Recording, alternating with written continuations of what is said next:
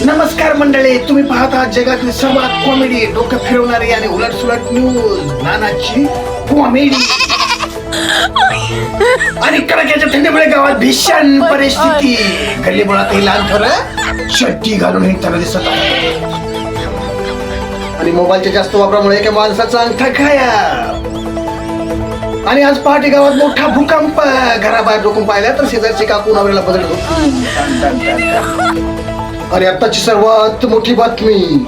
बायको नवऱ्याला म्हणाले, तुम्ही माझं ऐकलं तर मी तुमचं ऐकेल. तेव्हापासून नवरा विचार करत बसलाय.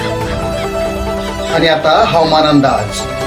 बायको खुश असेल तर हवामान कोरडा आणि सूर्यप्रकाश राहील.